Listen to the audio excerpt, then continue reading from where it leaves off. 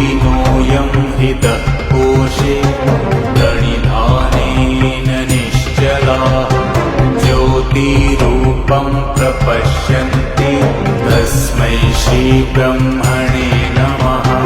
कालात् पराय कालाय स्वेच्छया पुरुषाय च गुणत्रयस्वरूपाय नमः प्रकृतिरूपिणे